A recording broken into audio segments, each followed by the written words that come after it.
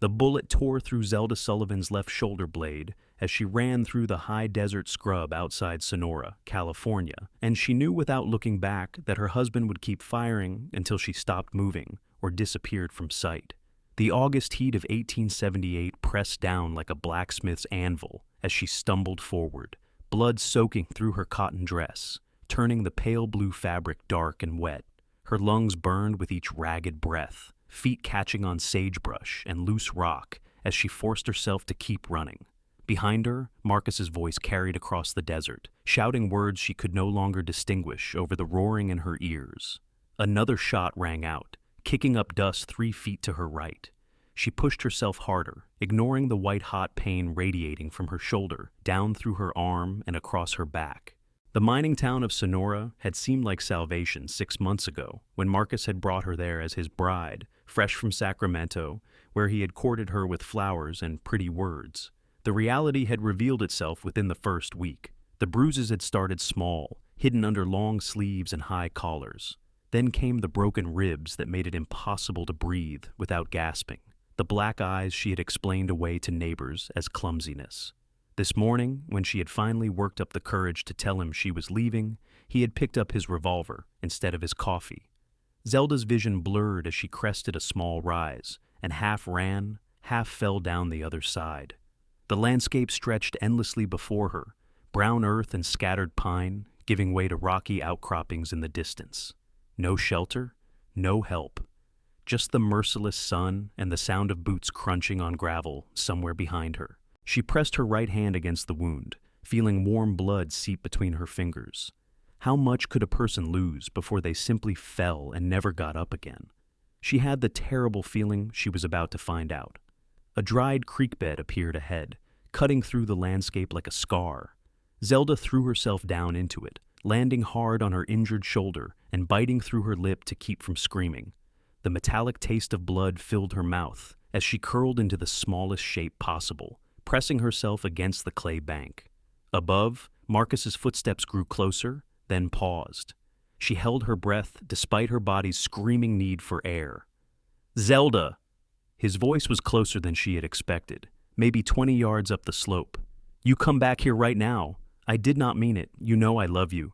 She squeezed her eyes shut, tears mixing with the dust coating her face. How many times had she heard those exact words? How many times had she believed them? Told herself it would get better, that the man she married in Sacramento would come back. That man had never existed. She understood that now, understood it with the clarity that came from staring down the barrel of a gun held by someone who had promised to cherish and protect her. The footsteps moved away, heading east along the ridge.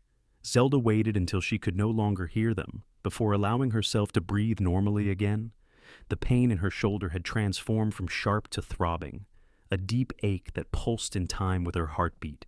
She needed to move, needed to find help, but her body felt like it weighed 1,000 pounds. Just a minute, she told herself, just 1 minute to gather her strength. The sun climbed higher, flies buzzed around her wound. In the distance, a hawk circled lazily on thermal currents. Zelda forced herself to sit up, then to stand, using the creek bank for support. Her legs trembled but held. She oriented herself by the sun and started walking west, toward what she hoped was still Sonora, or at least civilization of some kind. Each step sent fresh waves of pain through her shoulder, but she focused on putting one foot in front of the other. Left, right, left, right. Simple, mechanical, necessary. The landscape began to shift after what might have been an hour, or might have been 3. Ponderosa pines grew more numerous, offering occasional patches of shade that she stumbled through gratefully. A real creek appeared, narrow but flowing, and she knelt beside it to drink deeply, not caring about the propriety her mother had drilled into her years ago. The cold water revived her slightly, though it did nothing for the wound or the blood loss that made her increasingly lightheaded. She had just pulled herself to her feet again when she heard horses. Multiple horses, moving at a steady pace through the trees ahead. Zelda froze, torn between the desperate need for help and the terror that Marcus had found her. Then male voices drifted through the pines, discussing something about fence lines and cattle. Not Marcus. She stumbled toward the sound, using tree trunks for support when her legs threatened to give out. The riders came into view as she broke through a stand of manzanita, 3 men on horseback, all wearing the practical clothes of working cowboys. The one in front sat tall in his saddle, dark hair visible beneath a dusty brown hat, and something about the way he carried himself spoke of quiet capability. As she lurched forward, his head snapped around, blue eyes widening as he took in her blood-soaked dress and stumbling gait. "Whoa!" He swung down from his horse in one fluid motion, covering the distance between them in long strides. Madam, what happened?" Zelda opened her mouth to answer, but the world tilted sideways. Strong hands caught her before she hit the ground, and she found herself looking up into a lean, sun-weathered face marked by genuine concern. The cowboy could not have been more than 25 or 26, with fine lines around his eyes that came from squinting into the sun rather than age. "Shot," she managed to whisper. "My husband, he shot me." The cowboy's jaw tightened, but his hands remained gentle as he carefully shifted her weight. "Ben, ride back to the ranch. Tell them we need the doctor ready. Tom, help me get her on my horse." Everything became fragments after that. The jarring motion of the horse moving beneath her, the solid warmth of the cowboy's chest at her back, one arm wrapped carefully around her waist to keep her upright. His voice, low and steady, telling her to hang on, that she was safe now, that nobody would hurt her again. The words washed over her like water, and she clung to them as consciousness slipped away. She woke in a bed that was not her own, in a room filled with golden afternoon light.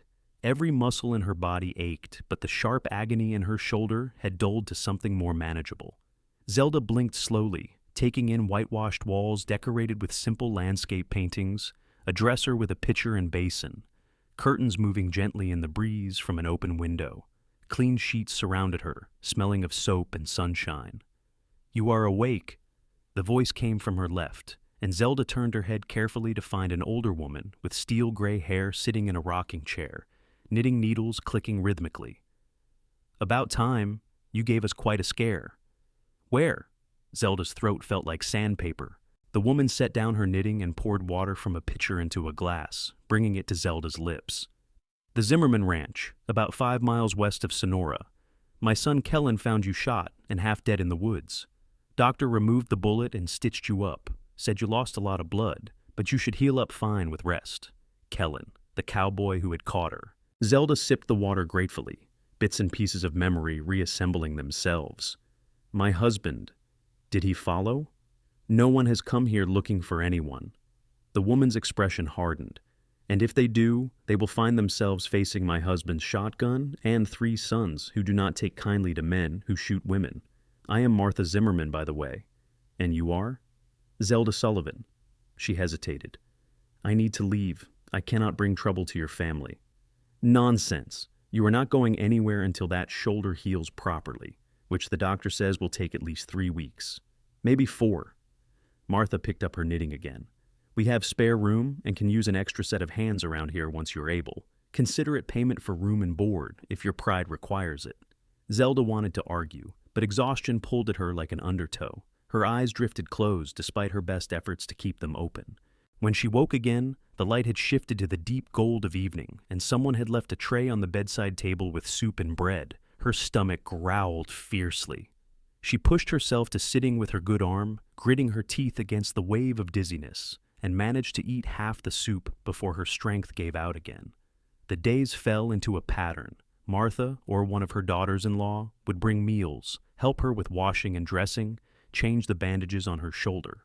Zelda learned that the Zimmermans ran a cattle ranch that had been in the family for 15 years, since they had moved west from Missouri. Martha's husband, Frank, was a quiet man, with a gray beard who nodded respectfully when he checked on her, but did not pry. Their 3 sons were Kellan, the eldest at 26, Ben at 23, and Tom at 20. Ben was married to a cheerful blonde named Sarah, while Tom's wife, Lucy, was dark-haired and more reserved. Kellan she saw only in passing for the first week, usually through her window as he worked in the yard or rode out with his brothers. Sometimes she caught him glancing up at her window, but he always looked away quickly when their eyes met. On the 8th day, when she finally felt strong enough to sit in the rocking chair by the window instead of staying in bed, Martha brought him in with her evening visit. "Kellan wanted to check on you. Make sure you had everything you needed, Martha said, though something in her tone suggested she had engineered this meeting rather than it being his idea, though perhaps that was not entirely true, given the way he twisted his hat in his hands and looked everywhere except directly at Zelda. I am doing much better, thank you, Zelda said, suddenly very aware of how she must look in a borrowed nightgown, with her dark hair hanging in a simple braid over her good shoulder. I have not had the chance to thank you properly for saving my life. Any decent person would have done the same. Kellan's voice was deeper than she remembered, with a slight roughness to it. I am just glad we came along when we did. An awkward silence stretched between them. Martha made a show of adjusting the curtains, her back diplomatically turned. Zelda searched for something to say, some way to express the gratitude that felt too large for words. This man had quite literally caught her as she fell, had brought her to safety, had given her a chance to heal in a place where Marcus could not reach her. Your mother said you run cattle, she finally said, grasping at the most neutral topic she could think of. Mostly. Yeah, we have about 500 head, running them on rangeland about 10 miles north of here. My brothers and I rotate who stays at the ranch to handle the day-to-day work and who goes up to check on the herds. He finally met her eyes, and she was struck again by how blue his were, like the sky just after sunrise. It keeps us busy. I imagine so. Zelda folded her hands in her lap, acutely conscious of the wedding ring she still wore. She should take it off, should throw it away, but something kept stopping her. Not sentiment. Maybe proof. Evidence of what she had survived. If you need anything at all, you just tell Ma or one of the girls, Kellan said. We want you to feel safe here. The word safe cracked something open inside her chest. Zelda nodded, not trusting herself to speak. Kellan seemed to understand, giving her a small nod in return before settling his hat back on his head and leaving. Through the window, she watched him walk across the yard with long, easy strides, stopping to scratch the ears of a brown dog that bounded up to him. Something about the simple gesture, the gentleness of it, made her throat tight. By the end of the second week, Zelda was able to move around the house, her left arm still in a sling, but the wound healing cleanly. Martha put her to work with light tasks that could be done one-handed, snapping beans, folding laundry, watching the stew while it cooked. It felt good to be useful again, to contribute rather than simply taking up space. Sarah and Lucy welcomed her help with easy warmth, never pressing her with questions about her past or her husband, content to fill the hours with talk of recipes and household management and the latest gossip from town. There is a dance next month at the community hall, Sarah mentioned one afternoon as they worked together in the kitchen, preparing vegetables for dinner. They hold one every few months. Everyone comes. It is about the only entertainment we get out here besides church socials. I have never been much of a dancer, Zelda said, which was not entirely true. She had loved dancing before her marriage, but Marcus had forbidden her from attending any social events without him, and when she did go, he watched her so intensely that she could not enjoy herself. Well, you have time to decide, Sarah said cheerfully. Lucy hates dancing too, so you will have company sitting on the sidelines if you want. That evening, Zelda sat on the front porch in the wooden rocking chair Martha had moved there for her, watching the sun paint the sky in shades of orange and pink. The ranch spread out before her, a neat collection of buildings surrounded by split-rail fences and pasture land dotted with grazing horses. In the distance, the Sierra Nevada foothills rose against the horizon. It was beautiful in a spare, honest way that spoke of hard work and lives built from nothing but determination and sweat. Kellan came around the corner of the barn leading his horse, a big bay gelding with a white blaze. He saw her on the porch and raised a hand in greeting. Before she could think better of it, Zelda called out, "Would you sit for a moment, if you are not too busy?" He hesitated, then looped the horse's reins over the porch rail and climbed the steps. Up close, she could see the trail dust coating his clothes and the tiredness around his eyes. Long day? We had a section of fence down on the North Range, spent most of the afternoon fixing it and rounding up the dozen head that decided to wander off. He leaned against the porch rail, keeping a respectful distance. How are you feeling? Stronger every day. Zelda ran her fingers over the armrest of the rocking chair. Your family has been very kind to me, more than kind. I do not know how I will ever repay you. You do not owe us anything. Kellan's voice was firm. What happened to you was not your fault. The words hit her with unexpected force, Not your fault. No one had said that to her, not even in her own mind. She had spent 6 months telling herself that if she could just be a better wife, cook better meals, keep the house cleaner, argue less, that Marcus would stop.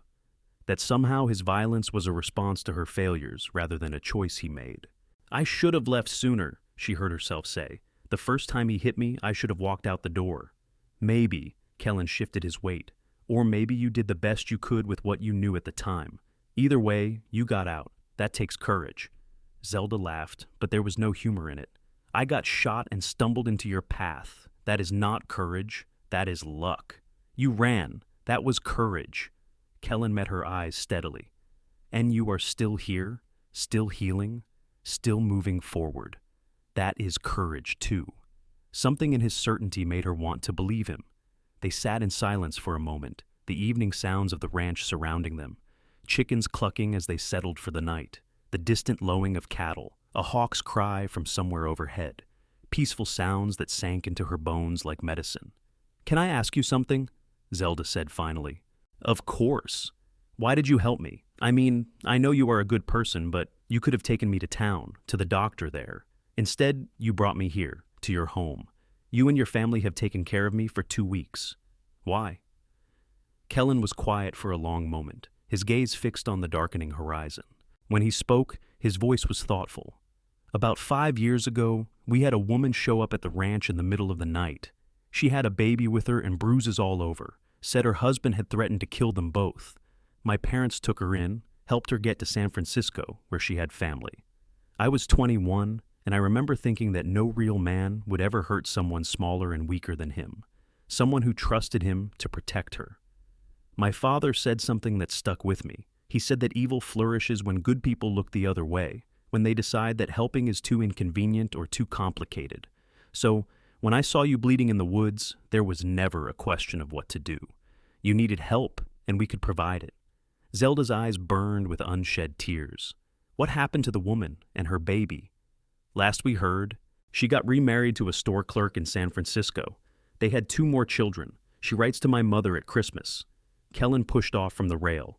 I should let you rest. Ma will have my hide if I tire you out. Kellan? He turned back, and Zelda took a steadying breath. Thank you for everything. He touched the brim of his hat, a small smile playing at the corners of his mouth. Anytime. She watched him lead his horse toward the barn, the easy confidence in his movements so different from Marcus's unpredictable volatility.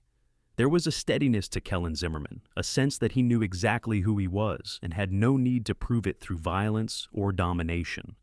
It made her feel something she had not felt in a very long time. Safe. The 3rd week brought new challenges as Zelda's shoulder healed enough to use her arm again, though carefully. The scar tissue pulled and ached, especially in the mornings, and Dr. Reynolds warned her that she would likely always have limited range of motion. She accepted this with a strange sort of calm. The scar was proof she had survived, a permanent reminder that she had found the strength to run, even when running seemed impossible. Martha started teaching her to ride, using a gentle mare named Clover, who had the patience of a saint. Zelda had never been comfortable around horses, growing up in Sacramento, where most transportation was by wagon or on foot, but she found herself enjoying the lessons. There was something freeing about sitting astride the mare, feeling the animal's strength beneath her, knowing that she could go anywhere she wanted.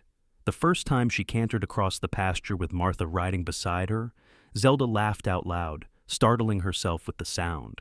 Kellan often worked near the pasture where they rode, mending tack or organizing equipment in the barn. Zelda noticed how his gaze would track them, ready to help if needed but never interfering unless asked. Once, when Clover shied at a rabbit and Zelda nearly lost her seat, he vaulted the fence and was at the mare's head in seconds, calming her with low words and steady hands. You all right? He asked Zelda, those blue eyes scanning her face with concern. Fine, just startled.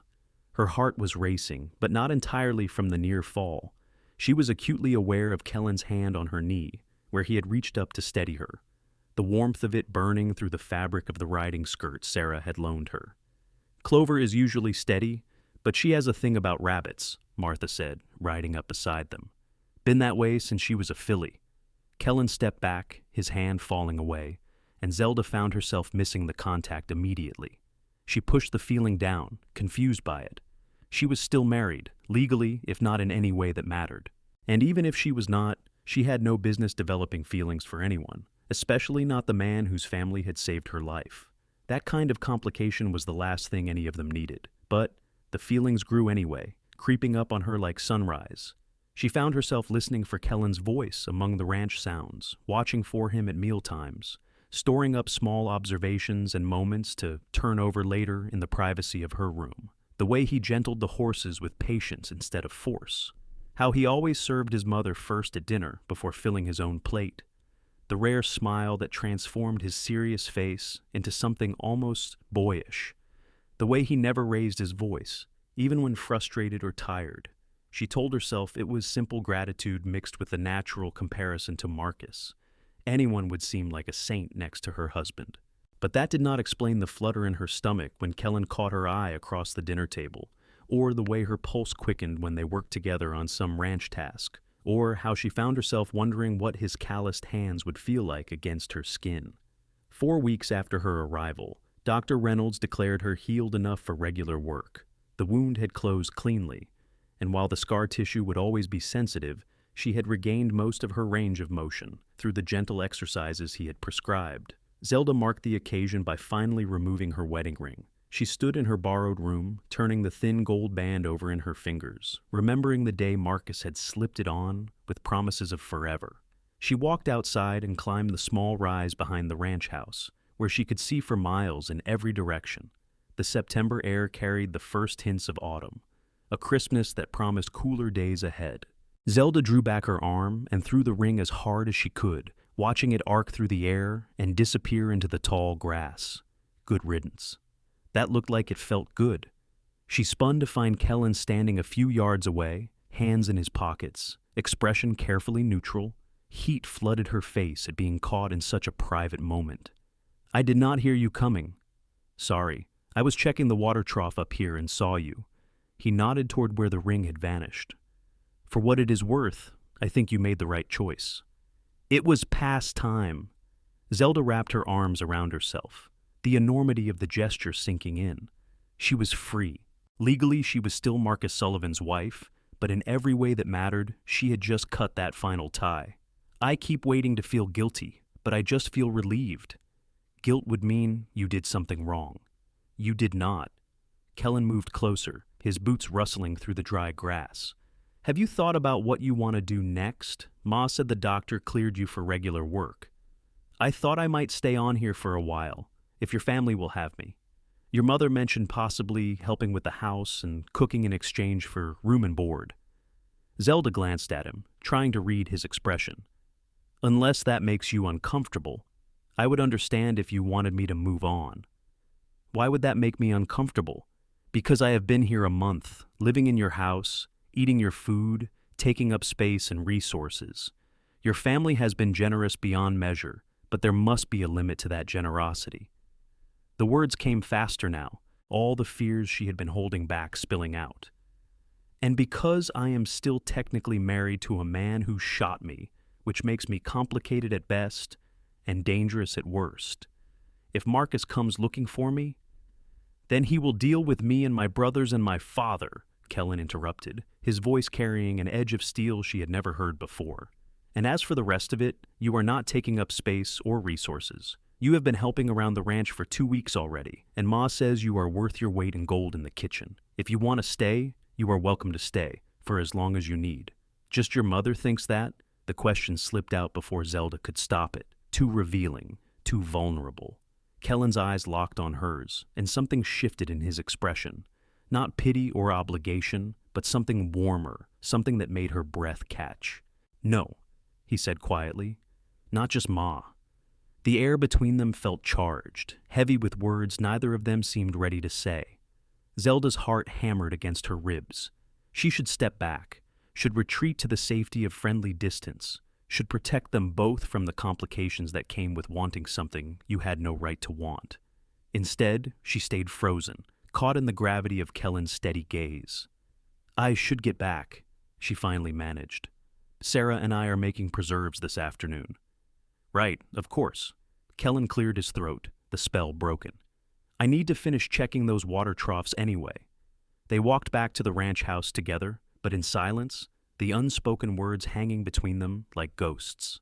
Zelda threw herself into the work of making preserves with almost frantic energy, needing the distraction of boiling fruit and sterilizing jars and carefully ladling the hot mixture into containers. Sarah chatted cheerfully about nothing in particular, and Zelda was grateful for the other woman's easy company that required nothing but the occasional nod or murmur of agreement.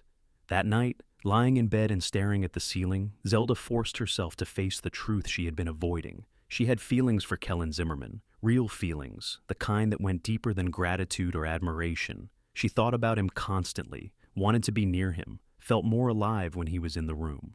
And unless she was badly mistaken, he felt something for her too. The realization terrified her. The last time she had trusted a man with her heart, she had ended up bruised and bleeding and running for her life.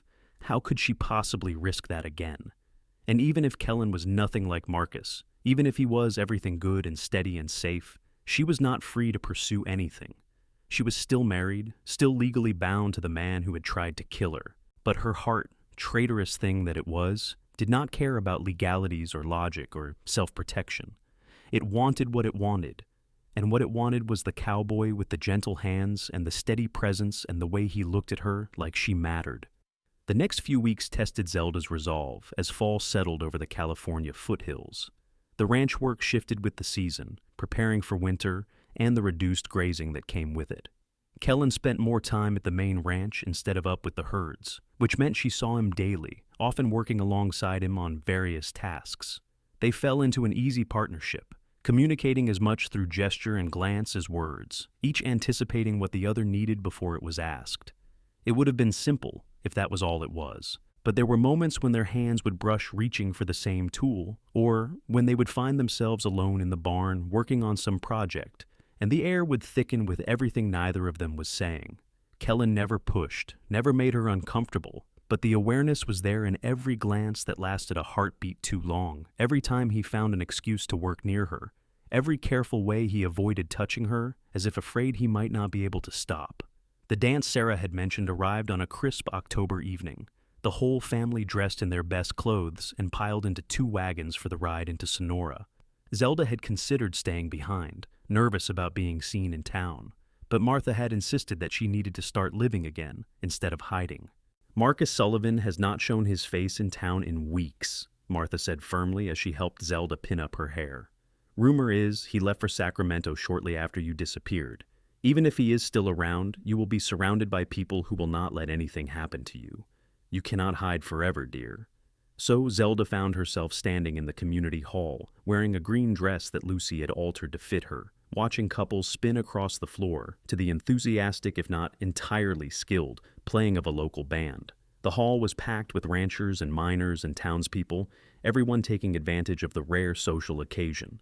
Several people approached Martha to ask about the new woman with the family, and Martha introduced Zelda simply as a friend who was staying with them, offering no further explanation. Kellan appeared at her elbow, holding 2 cups of punch. "You look like you could use this." "That obvious?"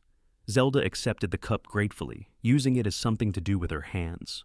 "You have had the same expression on your face since we arrived, like a rabbit waiting for a hawk to dive."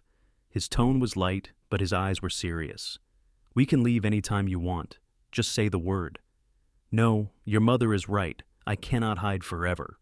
Zelda watched a couple twirl past, the woman's skirts billowing. Besides, everyone has been very welcoming. No one has asked invasive questions or made me feel unwelcome. "That is because Ma spread the word that you were under our protection, and anyone who gave you trouble would answer to the whole Zimmerman clan." Kellan grinned. "When your family runs one of the largest cattle operations in the county, people tend to listen. I seem to be causing your family a great deal of trouble." "Stop that!" The sharpness in Kellan's voice made her look up. His expression had hardened, jaw tight. "You did not cause anything. The man who shot you caused trouble. You are just trying to survive, and there is no shame in accepting help when you need it." Before Zelda could respond, the band struck up a waltz, and Kellan set down his punch cup. "Dance with me." It was not quite a question, but not quite a command either. Zelda's first instinct was to refuse, to maintain the careful distance she had been trying to enforce between them. But she found herself setting down her own cup and placing her hand in his, letting him lead her onto the floor.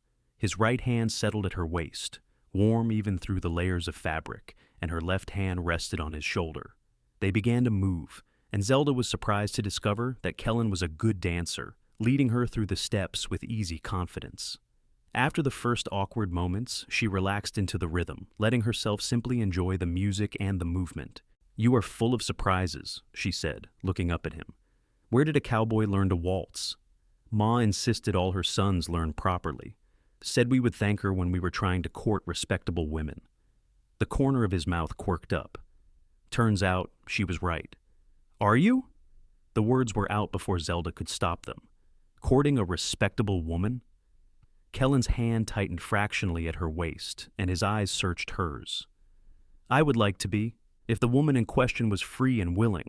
Her breath caught. There it was, out in the open after weeks of dancing around it. "Kellan, I am still married, and even if I was not, I have so much I am still working through, so many scars that have nothing to do with the one on my shoulder. You deserve someone whole, someone who is not carrying around all this broken history." "We are all carrying something," Kellan said quietly, never breaking stride as they turned across the floor. "No one gets to our age without scars, whether other people can see them or not. And for the record, I think you are one of the strongest people I have ever met. What you survived would have broken most people. But you are still here, still fighting, still moving forward. That is not broken, Zelda. That is extraordinary." Tears stung her eyes, but she blinked them back, unwilling to cry in the middle of a crowded dance floor. "I do not know if I can be what you want. I do not even know if I know how to be in a real relationship, a healthy one. Marcus was my first and only beau. I have nothing to compare it to." "I am not asking you to have all the answers right now," Kellan said. "I am just saying that when you are ready to try, when you are ready to take that chance, I will be here. And if you are never ready, if you decide that you want something different, or that the scars run too deep, I will understand that too. But I needed you to know that someone sees you, all of you, and wants to stay anyway." The waltz ended, couples applauding politely around them. Zelda stood in the circle of Kellan's arms, the noise and the crowd fading to insignificance. She had never felt more seen, more understood, more valued than she did in that moment. It was terrifying and wonderful all at once. "Can I think about it?" she asked, her voice barely above a whisper. "Take all the time you need," Kellan said, stepping back and releasing her. "I am not going anywhere." They rejoined the family, and the evening continued with more dancing and conversation and laughter. But something had shifted between them, a wall coming down brick by careful brick. Zelda found herself watching Kellan when she thought he was not looking, cataloging the little things that made him who he was. The way he checked on his mother throughout the evening, making sure she was enjoying herself. How he good-naturedly accepted being pulled onto the dance floor by several young women from town, partnering them with the same courtesy he had shown Zelda. The laugh he gave when his brother Ben told some ridiculous story, genuine and unguarded. On the wagon ride home, Zelda sat bundled in a borrowed coat against the October chill, watching stars wheel overhead in unfamiliar constellations. Kellan sat across from her in the wagon bed, and their eyes met in the darkness. Neither of them spoke, but they did not need to. Everything that mattered had already been said. October gave way to November, bringing colder nights and the first frost. Zelda established herself as an essential part of the ranch household, her cooking and organizational skills earning praise from everyone. But more than that, she found herself becoming part of the family in truth, included in decisions and celebrations and everyday moments. When Sarah announced she was expecting her first child in the spring, Zelda was among the first to know. When Tom broke his arm fixing a fence, she helped Lucy manage his recovery with the efficient care of someone who had nursed plenty of injuries. And through it all, Kellan kept his word. He did not push or pressure or make demands. But he was there, steady as bedrock, in all the ways that mattered. He taught her to shoot, spending patient hours at the makeshift range until she could hit targets consistently. He brought her books from town when he learned she loved to read. He sat with her on the porch in the evenings when everyone else had gone to bed, talking about everything and nothing until the cold drove them inside. One night in late November, As snow began to fall in lazy spirals, they sat together, watching the storm. Zelda had wrapped herself in quilts against the chill, and Kellan had brought hot coffee that steamed in the frigid air. "Can I ask you something?" Zelda said, watching the snow catch the lamplight from the house windows. "Always. Why have you never married? You are 26, established, from a good family. I am sure there are plenty of women in town who would jump at the chance." Kellan was quiet for a moment, cupping his hands around his coffee. "I guess I was waiting for the right person. My parents married for love, real love, and they taught us boys not to settle for anything less. I have met plenty of nice women, but nice is not the same as right. I wanted someone I could talk to at the end of a long day, someone who would be a true partner in building a life, not just someone to cook and keep house. I wanted to find what my parents have. And what is that? Respect, trust, the kind of love that weathers storms instead of crumbling at the first sign of trouble." He looked at her then, his face serious in the dim light. "The kind of love where you know, all the way down to your bones, that this person will be there no matter what, that they will catch you when you fall and celebrate with you when you succeed, and sit with you through the ordinary moments in between." Zelda's chest felt tight. "That sounds like a fairy tale." "It is real. I have watched my parents live it for 30 years. It exists, Zelda.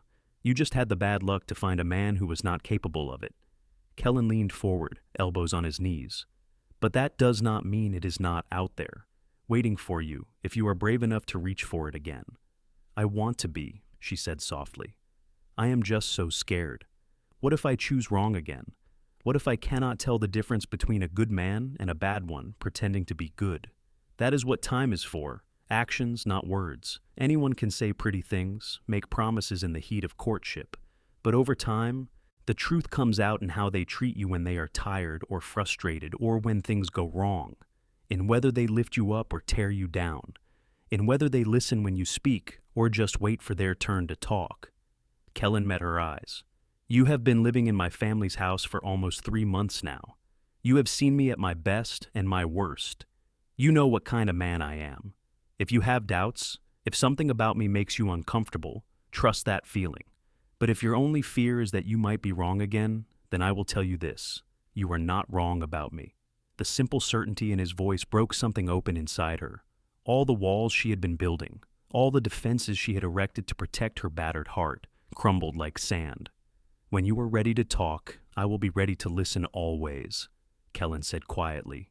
And somehow, those words, that promise of patient presence, were more powerful than any declaration of love could have been.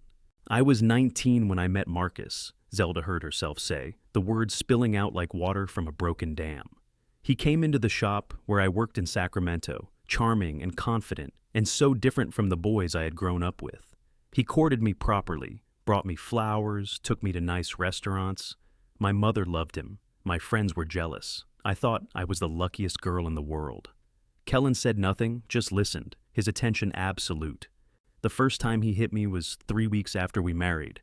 I had burned the roast, and he slapped me across the face. Then he cried and apologized and swore it would never happen again.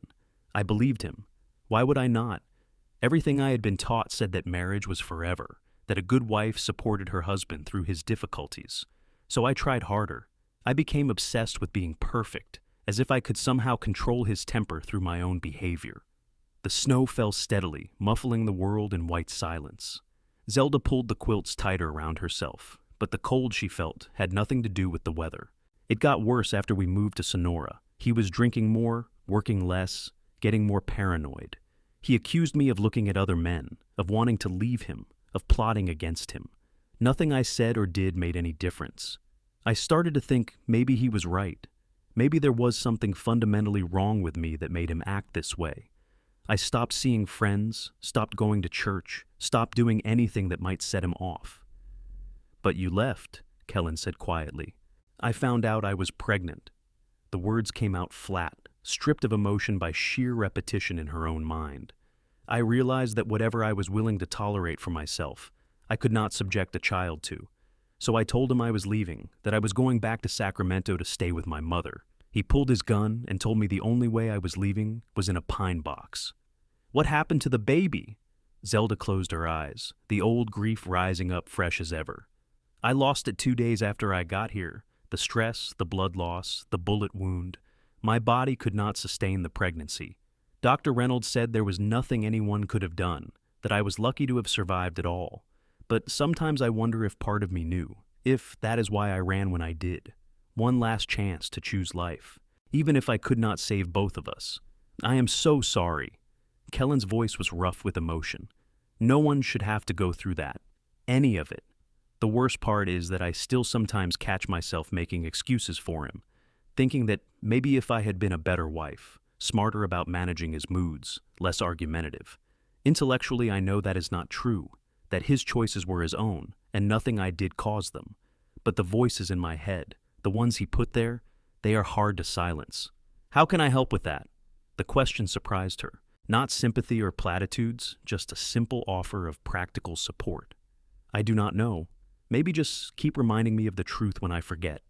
Keep being patient when I am difficult or scared or pulling away. Keep showing me what a good man looks like so I can recalibrate my understanding of normal. I can do that. Kellan stood and moved to sit beside her, careful not to crowd her. Can I hold your hand? Zelda nodded, and his calloused palm folded around hers, warm and solid. They sat like that for a long time, watching the snow fall and not speaking, the simple connection saying more than words could. When the cold finally drove them inside, Kellan squeezed her hand once before releasing it. Thank you, Zelda said, for listening. Any time, I meant what I said, always. That night, Zelda slept better than she had in months, as if speaking the worst of it out loud had somehow diminished its power. She woke to a world transformed by snow, everything clean and white and quiet. After breakfast, she bundled up and went outside, marveling at how the familiar ranch looked under its blanket of white. In the distance, she could see Kellan and his brothers working with the horses, their breath steaming in the frigid air. Sarah came out to join her, one hand resting on her barely visible baby bump. Beautiful, is it not? I never get tired of the first snow. It feels like a fresh start, Zelda said, like the world is reminding us that things can be clean and new again. Speaking of fresh starts, Sarah said with the careful casualness of someone about to broach a delicate subject, Lucy and I have noticed you and Kellan spending a lot of time together. Zelda felt heat rise to her face despite the cold. We are friends? Mm-hmm, and I am the Queen of England. Sarah grinned. Look, I am not trying to pry. I just want you to know that the whole family thinks you are wonderful. And if you and Kellan decide to be more than friends, everyone would be happy about it. You should not let worry about what we think hold you back. It is not that simple. I am still married, legally. California has divorce laws. It takes time and money, but it can be done, especially in cases of cruelty or abandonment. Frank has lawyer friends who could help if you wanted to pursue it. Sarah squeezed her arm. I am just saying, do not let the past trap you into missing out on the future. You deserve happiness, Zelda.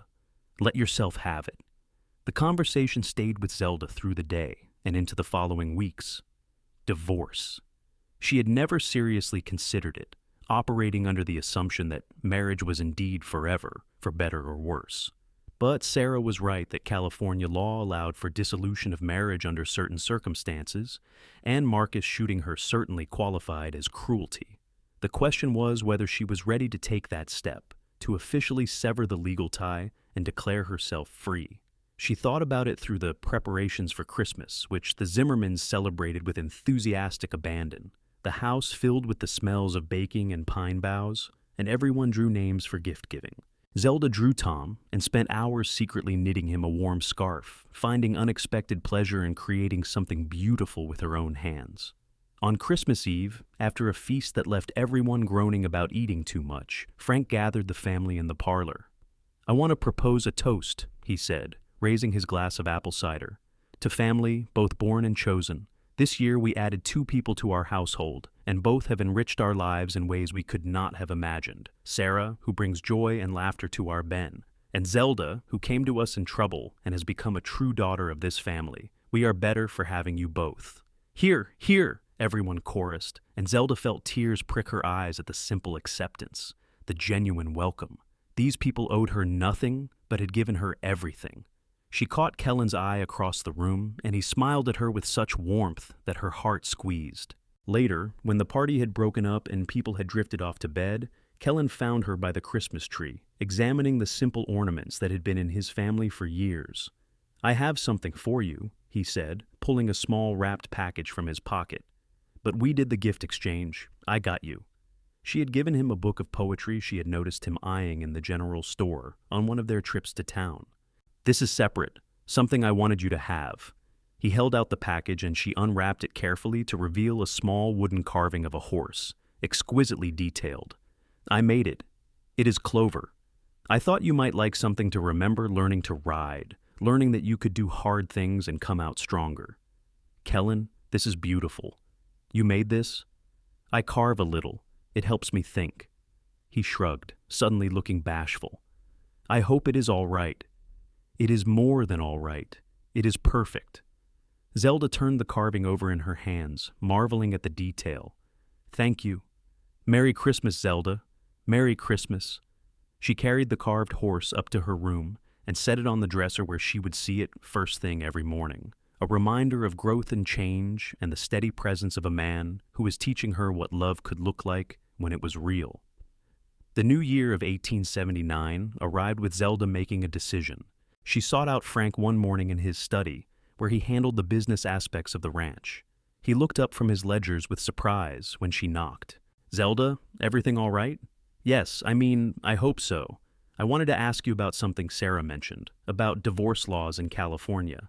She twisted her hands together. "I would like to pursue a divorce from Marcus Sullivan. I do not know how to go about it or what it costs, but I will work to pay back any expenses. I just cannot stay legally bound to him anymore. I need to be truly free." Frank set down his pen and gestured for her to sit. "I think that is a wise decision, and you will not need to worry about the costs. Consider it an investment in your future." He pulled out a sheet of paper and began making notes. "I will write to a lawyer friend of mine in Sacramento. Given that your husband shot you and you have witnesses to your injuries, plus Dr. Reynolds' medical report, we should be able to get a divorce decree on the grounds of extreme cruelty. It will take a few months, maybe 6, but it can be done." 6 months, Zelda repeated, trying to wrap her mind around the timeline.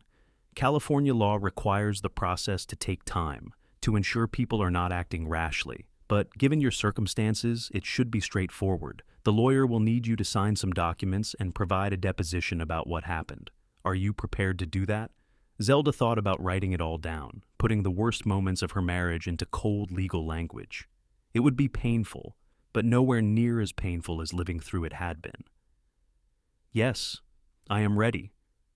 "Good. I will get the process started." Frank's expression softened. "For what it is worth, I think you are doing the right thing.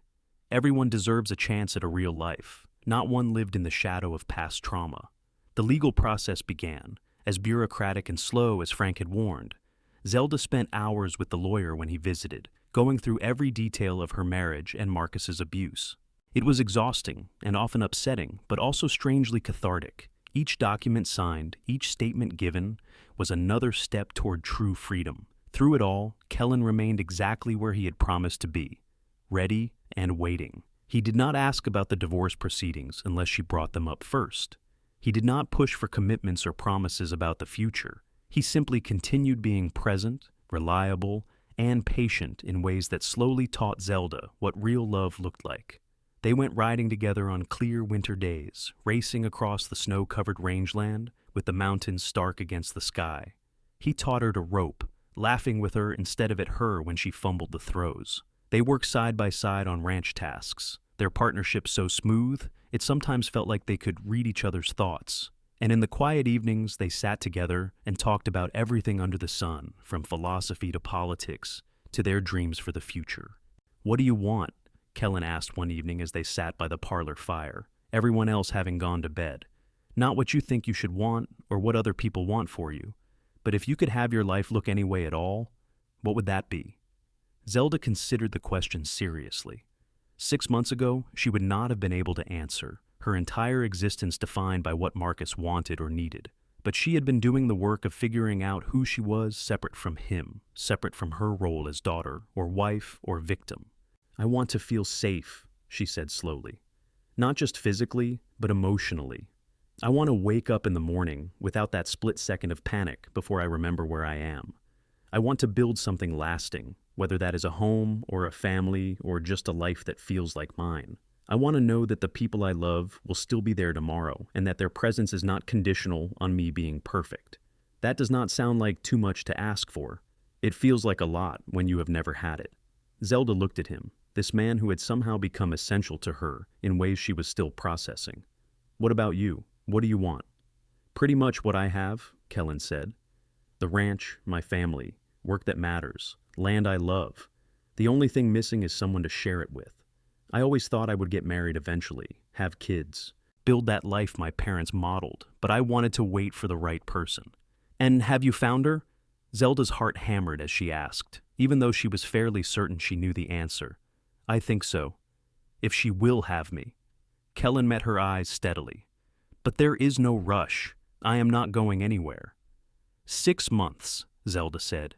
The divorce should be final by summer, and then I will be free, legally and in every other way. Would you wait that long? I would wait years if that is what you needed, but I am glad it is only months. Kellan's smile was slow and warm. I have gotten spoiled having you around. I am not sure I would know what to do if you left. I am not going anywhere either, Zelda said softly. You and your family gave me my life back. This is home now. Winter deepened and then began to loosen its grip as February arrived. Sarah's pregnancy advanced, and Zelda found herself excited about the coming baby in ways that surprised her. The loss of her own pregnancy had hurt deeply, but instead of making her bitter, she discovered it had given her an appreciation for new life and new beginnings. She helped Sarah prepare the nursery and sewed tiny clothes and daydreamed about holding the baby when it arrived. You will be a wonderful mother someday, Sarah said as they worked together on a baby quilt. Maybe. Zelda smoothed the fabric under her hands. I used to think I wanted children, back before everything with Marcus. Now I am not sure. The thought of being responsible for another life feels overwhelming. You have time to decide, and whoever you end up with will support whatever you choose. Sarah gave her a knowing look. Though I suspect Kellan would make a wonderful father if you do decide you want children. Zelda felt her face heat. We have not talked about anything that specific. But you have talked about a future together. In general terms, nothing definite. Zelda. Sarah set down her needle and turned to face her fully. It is obvious to everyone that you and Kellan are in love with each other. The only question is when you are going to stop dancing around it and actually do something about it. I am still married, Zelda protested weakly. For about 4 more months. And then what? You and Kellan are going to keep having these polite, careful conversations while you both clearly want more? Sarah shook her head. Life is too short and too unpredictable. When you find something real, something worth fighting for, you should grab hold of it with both hands. The conversation lodged itself in Zelda's mind. Sarah was right that she and Kellan were in love, even if neither of them had said it explicitly. She could feel it in every interaction, every glance, every small kindness. But saying it out loud felt like tempting fate, like inviting disaster. What if speaking the words somehow broke the spell?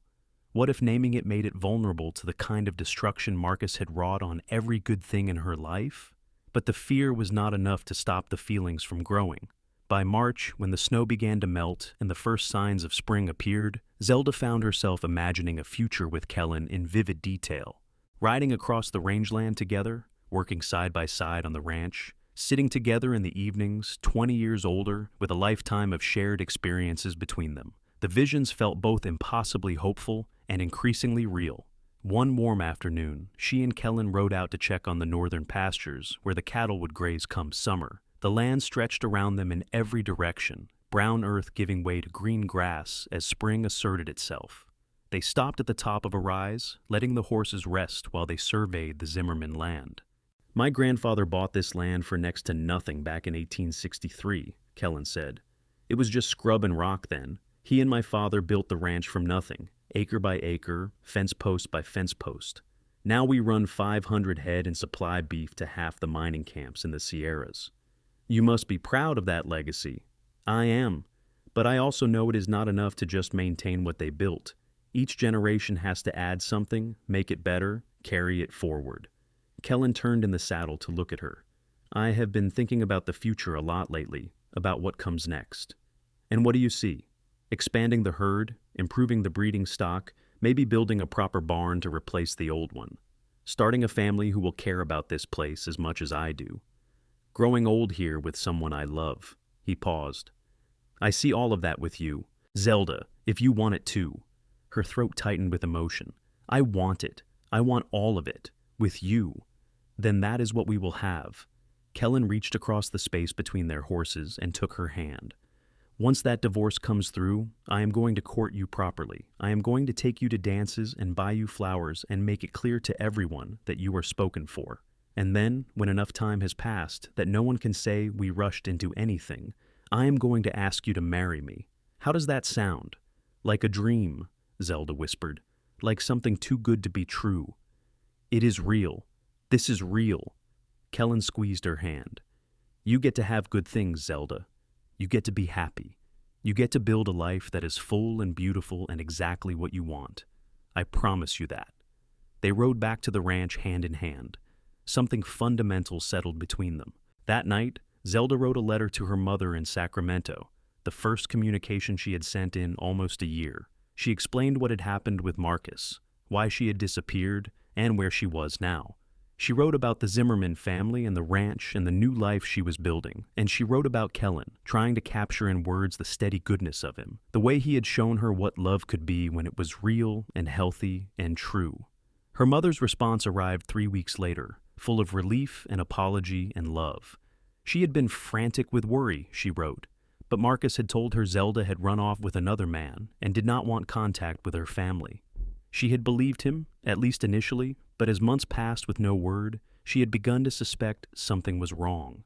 She begged Zelda to come visit, to let her meet the family that had saved her daughter's life, to be part of her new beginning. Zelda made the trip to Sacramento in April with Kellan as escort, both of them making the journey on horseback rather than by stage.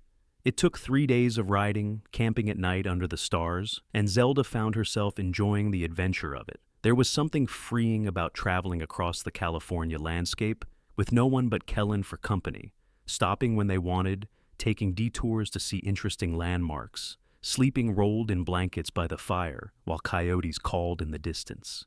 Her mother wept when she saw her, holding Zelda tight and apologizing over and over for believing Marcus, for not protecting her, for failing as a mother. Zelda soothed her as best she could, explaining that Marcus had been convincing, that none of it was her fault, that what mattered was moving forward. She introduced Kellan, and her mother's shrewd eyes took in everything about him in seconds. The respectful way he addressed her, his obvious devotion to Zelda, the protective but not possessive way he stayed close. You have good taste in men this time, her mother said bluntly over dinner. This one actually looks at you like you are a person instead of a possession. Kellan had the grace to look embarrassed, but he did not deny it. Zelda is the strongest, bravest woman I have ever met, Mrs. Sullivan. I consider myself lucky that she tolerates my presence. Oh, I like him, her mother said to Zelda. You should keep this one. They stayed 2 days in Sacramento, long enough for Zelda to reconnect with her mother and assure her that she truly was all right. On the ride back to Sonora, Zelda felt lighter, as if some final piece had clicked into place. She had faced her past, confronted the fear that Marcus might somehow still have power over her and come out intact. She was ready now, truly ready for whatever came next. The divorce decree arrived on a bright morning in late June.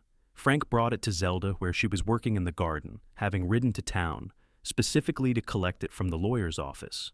She stared at the official document with its legal language and formal seals, slowly absorbing what it meant.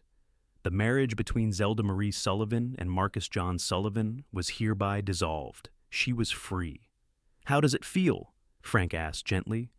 Like I can breathe all the way for the first time in years, Zelda said. Tears streamed down her face, but they were tears of relief rather than grief. Like I finally get to start over for real. Then I suggest you go find my son and tell him. He has been pacing around like a caged animal for the past week waiting for this. Zelda found Kellan in the barn, mucking out stalls with single-minded intensity that suggested he was working off nervous energy. He looked up when her shadow fell across the doorway, and she held up the divorce decree wordlessly. The pitchfork clattered to the floor, as Kellan crossed the distance between them in 3 long strides. "You are free," he said, his voice rough with emotion. "I am free." He cupped her face in his hands, his callous thumbs brushing away her tears. "Can I kiss you?" "I have been wanting to for months, but I wanted to wait until it was right." "Yes," Zelda breathed. "Please, yes." Kellan's kiss was gentle at first, almost tentative, as if he was afraid she might break. But when Zelda wrapped her arms around his neck and kissed him back, it deepened into something more. This was nothing like the demanding, controlling kisses Marcus had forced on her. This was a conversation, a question and answer, a promise made without words. When they finally broke apart, both of them were breathing hard. "I love you," Kellan said, resting his forehead against hers. "I have loved you since about 2 weeks after you got here, when you argued with me about the proper way to organize the tack room and turned out to be completely right. I love your strength and your resilience and your terrible sense of humor and the way you hum while you cook. I love everything about you, Zelda." "I love you too," she said, the words feeling momentous and simple all at once. "I love your patience and your kindness and the way you see the best in people. I love how you treat your family and the animals and me. I love that you waited when I needed you to wait and that you are here now when I am ready. I love you, Kellan Zimmerman." They kissed again, longer this time, and Zelda felt something inside her that had been locked tight for years finally open. She had thought Marcus had destroyed her capacity for trust, for intimacy, for love. But standing in Kellan's arms, she understood that he had only buried it under layers of pain and fear. With time and patience and the steady presence of a good man, she had healed. She was whole again. She was ready. The courtship that followed was everything Kellan had promised. He took her to the weekly dances in Sonora, where they waltzed under lantern light, while the whole town smiled knowingly. He brought her wildflowers from the meadows when he rode in from checking the herds. He courted her with poetry and long conversations and stolen kisses in the barn when no one was looking. And through it all, he treated her with the respect and care that she was learning to expect as the baseline rather than the exception. In August, on the 1-year anniversary of the day he had found her bleeding in the woods, Kellan took Zelda riding to the same rise where they had talked about the future. The summer grass rippled in the breeze, and hawks circled overhead against an impossibly blue sky. He dismounted and helped her down, then got down on one knee in the dirt. "Zelda Sullivan, you are the best thing that has ever happened to me. You are my partner, my best friend, and the love of my life. I want to spend the rest of my days making you happy and building a life with you here on this land. Will you marry me?" He pulled out a simple gold band, clearly handcrafted, with a small diamond set in delicate metalwork. It was beautiful and understated and perfectly suited to her. Zelda's vision blurred with tears as she nodded. Yes, yes, 1,000 times, yes. Kellan slipped the ring on her finger and stood, pulling her into a kiss that made her forget about everything else. When they finally broke apart, he was grinning like a fool, and she was sure she looked the same. "When?" he asked. "I will wait as long as you want, but I am hoping you will say soon." "October," Zelda said. "After the harvest, but before the hard weather sets in. Is that soon enough for you?" "Perfect." They married on a crisp October afternoon in 1879, with the entire community in attendance. Zelda wore a cream-colored dress that Martha and the girls had spent weeks sewing, and Kellan stood at the altar in his best suit, looking so handsome her heart stuttered. Her mother came from Sacramento, weeping through the entire ceremony. The local minister performed the service in the community hall, and everyone agreed it was the finest wedding Sonora had seen in years. But what Zelda remembered most was the moment Kellan slipped the wedding band on her finger and spoke his vows. His voice was steady and sure as he promised to love, honor, and cherish her for all the days of his life. When it was her turn, she looked into his blue eyes and made the same promises, meaning them with every fiber of her being. This was what marriage was supposed to be, 2 people choosing each other freely, committing to build a life together based on mutual respect and genuine love. The celebration lasted well into the night, with dancing and food and toasts that made both of them laugh and cry. When they finally escaped to the small house that Frank and the boys had built for them on a corner of the ranch property, Zelda stood in the doorway and marveled at how much her life had changed in 14 months.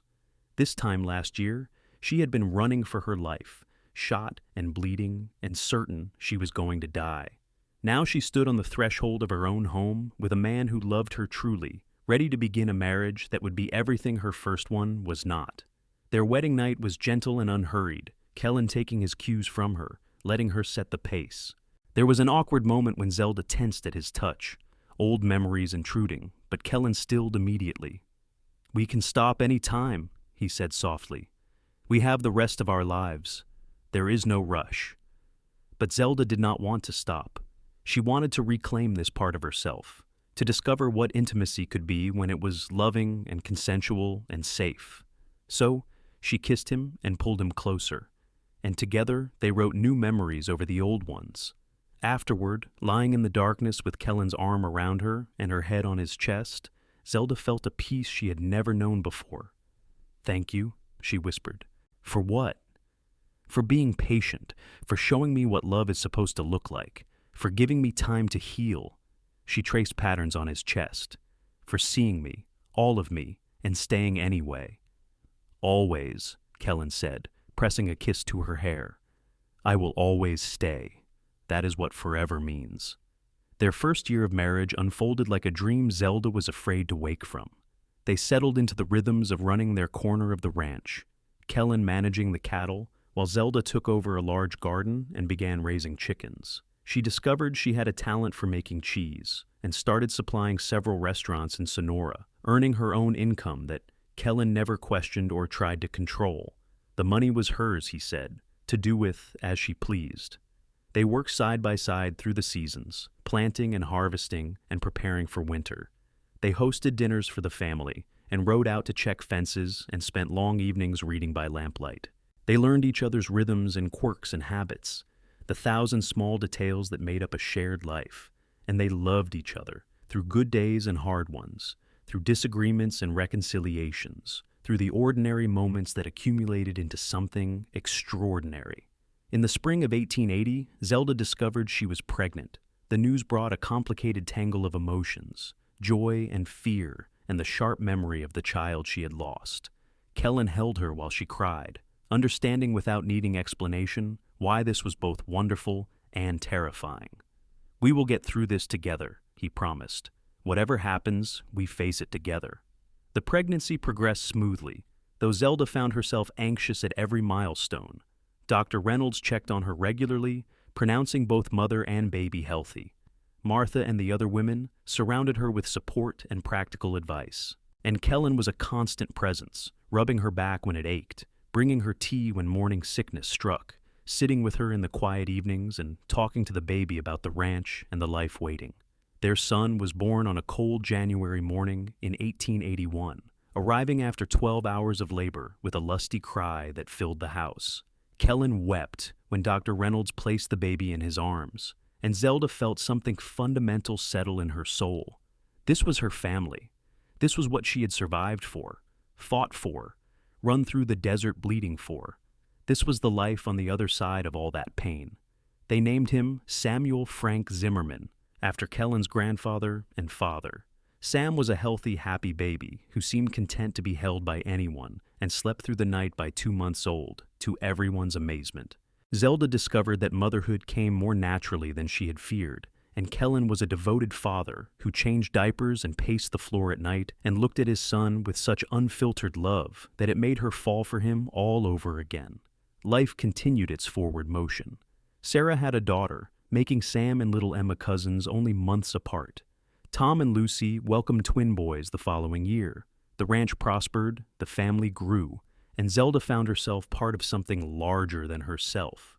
She had survived Marcus Sullivan's attempt to destroy her, had climbed out of that darkness into a life filled with light and love and purpose. On a summer evening in 1883, Zelda stood on the porch of their house watching Kellan play with Sam, now 2.5, in the yard. Her hand rested on her swelling belly, pregnant with their second child. The sun painted the sky in shades of gold and pink, and the air smelled of warm grass and possibility. Kellan looked up and caught her watching, his face breaking into that smile she loved so much. He scooped up Sam and headed toward her, their son giggling and shrieking with delight. When they reached the porch, Kellan kissed her, slow and sweet, while Sam squirmed to be put down. "Happy?" he asked. "Impossibly so," Zelda said, and meant it with every cell in her body. "Sometimes I wake up afraid this is all a dream." "It is real," Kellan assured her, exactly as he had the day on the rise almost 5 years ago. "This is real, and it is ours, and nothing is going to take it away." Their daughter was born that November, red-faced and furious, with a head full of dark hair. They named her Grace Martha Zimmerman, and she lived up to her middle name by immediately capturing her grandmother's heart. Sam was fascinated by his baby sister, wanting to help with everything from diaper changes to feeding, and Zelda's heart expanded to encompass this new love, while somehow not diminishing what she felt for Sam or Kellan. The years accumulated into a lifetime. Sam grew tall and strong, with his father's steady temperament and his mother's determination. Grace was fierce and independent, never met a horse she could not ride or a challenge she would not tackle. They added 2 more children, another boy and another girl, each one a blessing that deepened Zelda's understanding of what family meant. The ranch grew and prospered. Kellan took over as foreman when Frank retired, managing the operation with the same steady competence he brought to everything. Zelda's cheese business expanded until she supplied half the county, her products sought after for their quality and taste. They built a larger house to accommodate their growing family, with a wide porch where they spent countless evenings watching the sunset. Martha lived to see all her grandchildren grown and married, passing peacefully in her sleep at 84. Frank followed 2 years later, and Kellan grieved for the father who had taught him what it meant to be a good man. They buried them in the small cemetery on a hill overlooking the ranch, where wildflowers bloomed every spring. On a warm afternoon in the summer of 1910, Zelda sat in the same rocking chair that had been on the porch for 3 decades, watching her grandchildren play in the yard. She was 61 now, her dark hair streaked with silver, but she still moved with the grace of someone who had learned not to take a single day for granted. Kellan emerged from the barn, moving a bit slower than he used to, but still strong and capable at 61. He climbed the porch steps and settled into the chair beside her, reaching for her hand automatically. They sat in comfortable silence, the kind that came from more than 30 years of marriage and partnership. 4 children raised, countless cattle driven to market, difficult seasons weathered, joys celebrated, a lifetime built together on a foundation of love and respect and the simple truth that they had chosen each other and kept choosing each other every single day. "Do you ever think about that day I found you?" Kellan asked suddenly. "Sometimes," Zelda admitted, "though it feels like it happened to someone else, like a story I heard rather than lived. You were so scared and so brave. I remember thinking I had never seen anyone fight so hard to survive. I had to. I had a feeling something better was waiting if I could just hold on long enough." She squeezed his hand. "I was right. We both got lucky," Kellan said. "You gave me exactly the life I wanted. The partnership, the family, the growing old together. Everything. I gave you that. I think you gave it to me. Then I guess we gave it to each other." Kellan pulled her hand to his lips and kissed her knuckles, a gesture he had performed thousands of times over the years. "That is how it is supposed to work." Sam appeared around the corner of the house, now 31, and running most of the ranch operations himself, married to a school teacher from town with 3 children of his own. "Mama, Daddy, supper is ready. Grace said to come eat before it gets cold." They rose together, Kellan steadying Zelda with a hand at her elbow, and made their way inside to where their family waited. The long table was crowded with children and grandchildren, faces Zelda had helped shape through years of love and guidance. Grace presided over the chaos with cheerful efficiency. So, like Martha, it made Zelda's heart squeeze. As they settled in for the meal, the conversation flowing around her in waves of laughter and argument and simple affection, Zelda caught Kellan's eye across the table. He winked at her, and she smiled back, understanding passing between them, without words. This was what they had built.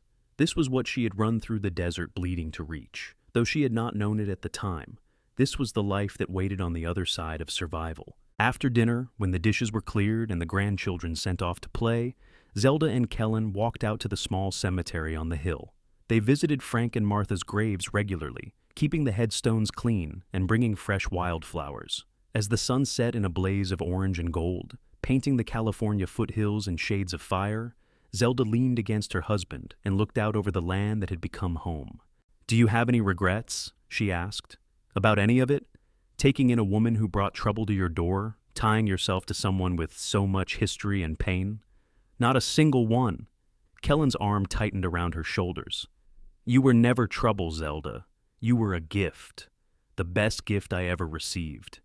Every single day with you has been a blessing. Even the hard ones, especially the hard ones. Those are the days that taught us who we were and what we were capable of together." He turned to face her fully, cupping her face in his hands the way he had that day in the barn when she showed him the divorce decree. "I would do it all again, exactly the same way. Every moment, every choice, every single day. Because all of it led us here." Zelda kissed him there on the hillside as the sun disappeared behind the mountains and the first stars appeared overhead. More than 30 years after he had caught her as she fell, Kellan Zimmerman was still catching her, still holding her steady, still choosing her with the same unwavering certainty he had shown from the beginning. They walked back to the house hand in hand, following a path worn smooth by decades of footsteps. Inside, light spilled from the windows, warm and welcoming, and the sound of their grandchildren's laughter drifted out into the evening air. This was home. This was family. This was the life Zelda had almost lost, then found again in the arms of a cowboy who had looked at her brokenness and seen beauty, who had waited while she healed, who had loved her without reservation or condition. Her scars had run deep, cutting through flesh and bone into the very core of who she was. But Kellan had said, "When you are ready to talk, I will be ready to listen always." And he had meant it. He had given her time and space and patience, and in return she had given him her healed heart and built with him a love that would last lifetimes. As they stepped into the house together, surrounded by the family they had created and the life they had built, Zelda understood that survival was only the beginning. The real triumph was in everything that came after, the healing, the loving, the choosing to stay even when things got hard. The real triumph was in building something beautiful from the ashes of what had been destroyed. And she had triumphed. They both had. Together.